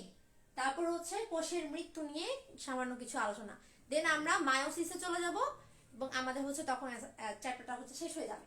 আশা করি আর একটা ক্লাস লাগবে এটার উপরে। আমি আসলে এভাবে যদি না লিখে দিতাম আজকে ক্লাসটা, আজকে অধ্যায়টা শেষ হয়ে যেত, কিন্তু আমার মনে হলো যে নোটটা আপনারা করতে পারবেন না, তাই আমি এভাবে করে দিচ্ছি। ফার্স্ট ইয়ারে পড়ছিলাম, হ্যাঁ হ্যাঁ, আগে আগে ভালো করে মানে যদি একটু বুঝে বুঝে প্রথমবার পড়া হয় তখন ওই চ্যাপ্টারটা আর কঠিন মনে হয় না। আচ্ছা এবার আমাকে একটু বলেন তো, আপনি যখন ফার্স্ট ইয়ারে প্রথম এই অধ্যায়টা পড়েছিলেন তখন আপনি যা যা জানতেন এখন কি আপনি তার থেকে একটু বেশি জানেন কিনা, মানে কতটুকু বেশি জেনেছেন বা কতটুকু জিনিসটা এখন ক্লিয়ার মনে হয়, বা কোনো কনফিউশন আছে কি না, জিনিসটা আসলে কেন এরকম হচ্ছে।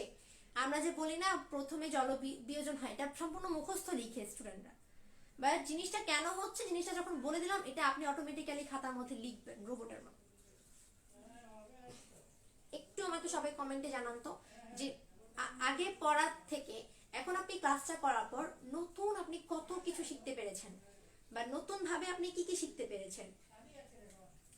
ও ঠিক আছে, এসএস নাও, হ্যাঁ এসএস দিতে দিতে আমাকে একটু কমেন্টে জানায় ফেলেন জিনিসটা যে আসলে নতুন কিছু শিখা গেছে কিনা এখান থেকে।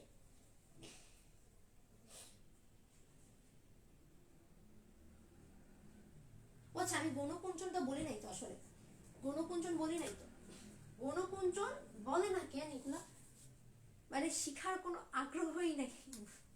একটু দেখি, গণকুঞ্চন মানে হচ্ছে যখন এইখানটাতে মেরু বরাবর যখন এইগুলো চলে আসলো তখন এই প্রান্তগুলো এই মেরু বরাবর এইখানটা মনে করেন এইটা হচ্ছে মেরু না, এই জায়গা তখন তার হচ্ছে এখানে সে ঘর্ষণ প্রাপ্ত হয়ে এই দুইটা আবার কুঞ্চিত হয়ে যাবে, এই দুইটা আবার কুঞ্চিত হয়ে যাবে, এরকম কুঞ্চিত হয়ে যাবে হয়ে যাবে।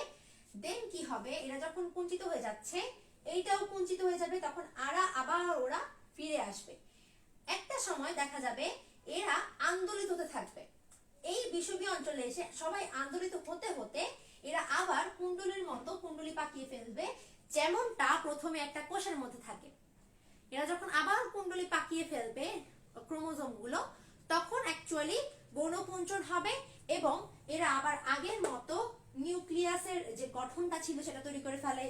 এই জিনিসগুলো কেন তৈরি হয়েছিল, যেন যাতে করে কি হয় প্রোটিন ফাইবারগুলো যে তৈরি হয় যাতে করে সেন্ট্রোমিয়ার আর ক্রোমোজোমগুলো এখানে অবস্থান করে। যখন অ্যাকচুয়ালি এরা আবার কুণ্ডলী পাকিয়ে গেল তখন এগুলো তো আর কোনো কাজ নেই, এগুলো অটোমেটিক হাওয়া হয়ে যায়, তখন এই গোল আকৃতিটার মধ্যে নিউক্লিয়াসটা তৈরি হবে, নিউক্লিয়ার মেমব্রেন তৈরি হবে এবং এই কুণ্ডলীটা অ্যাকচুয়ালি একটা সময় নিউক্লিওলাস হয়ে যাবে। ক্লিয়ার?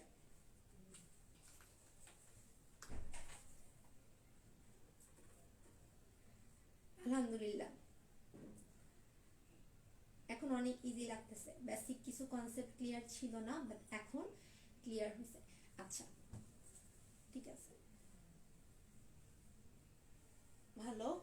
তাহলে সবাই আশা করি এতবার বলার পরেও যদি এলডব্লিউ সাবমিট না করেন তাহলে কি করার বলেন, এটা তো আর অফলাইন না যে আমি হচ্ছে একদম সামনাসামনি এসে টাকা দিব এই সেই করব, এত কিছু করার তো কোনো মানেই হয় না। আপনি অনেক বড় হয়ে গেছেন, সাবমিট করে ফেলবেন, আমি চেক করে দিব, শেষ। তাহলে হচ্ছে আমরা নেক্সট ক্লাসটা হচ্ছে কবে, নেক্সট ক্লাসটা হচ্ছে আমাদের শুক্রবার দিন। আর হ্যাঁ আমাদের এই গ্রুপে যে ক্লাস হচ্ছে এটা যেন গত গ্রুপের মধ্যে না বলা হয়, কারণ ওনাদের আসলে অফলাইনে জিনিসটা হচ্ছে একরকম, অনলাইন যেটার সাথে এমনও হয়েছে, আমি এটা বলার পর আবার কেউ কেউ দেখবেন না যে ওই টেকনিক খাটানোর চেষ্টা করবে। অনেক স্টুডেন্ট করেছে কি নিজেদের ফ্রেন্ডদেরকে হচ্ছে নিজেদের আইডি থেকে ক্লাস করতে দিয়েছে, বুঝতে পারছেন, ওইদিকে তারা হচ্ছে আবার ব্যবসা চালিয়ে এই টিচারের ক্লাসটা কিন্তু অনেকজন দেখতেছে। এইবার দেখা গেল কি ওইখানে ভিউ অনেক বেশি, ঠিক আছে, স্টুডেন্টের তুলনায় ভিউ হয়ে গেছে অনেক বেশি, স্টুডেন্ট আছে মাত্র 4-5 জন কিন্তু ভিউ হয়ে আছে অনেক বেশি। তো এই জিনিসটা যখন লক্ষ্য করলো তখন বোঝা গেল যে এখানে আসলে এই জিনিসটা হচ্ছে, আসলে অনলাইনটা যে কে ক্লাসটা করতেছে এটা পাবলিক না প্রাইভেট, তারপরেও জিনিসটা কিন্তু হওয়ার সম্ভাবনা থেকে যাচ্ছে। আর এখন তো আমি প্রথম পর্যায়ে তাদেরকে সরাসরি অ্যাডমিট করে দেওয়াতে ওরা এমন করতেছে। তো এই কারণে আমি সাবধান করে দিচ্ছি যেন এই জিনিসটা কেউ না জানতে পারে। ঠিক আছে, যদি জিজ্ঞেস করে বলবেন যে যারা হচ্ছে পেমেন্ট করেনি তাদেরকে এখন আর মানে ওই ক্লাসটা আবার ওরকম ভাবে হচ্ছে না, আমরা যারা যারা পেমেন্ট করেছি তাদেরকে ক্লাস করাই দিচ্ছে। এই কোথায় ক্লাস হচ্ছে, কোন গ্রুপে ক্লাস হচ্ছে, এগুলোর জন্য ওইখানে আলোচনা না হয়, আর কোনো রিপ্লাই না দেওয়াই হচ্ছে বেটার। ঠিক আছে, তো সবাইকে অসংখ্য ধন্যবাদ। আল্লাহ হাফেজ, আসসালামু আলাইকুম।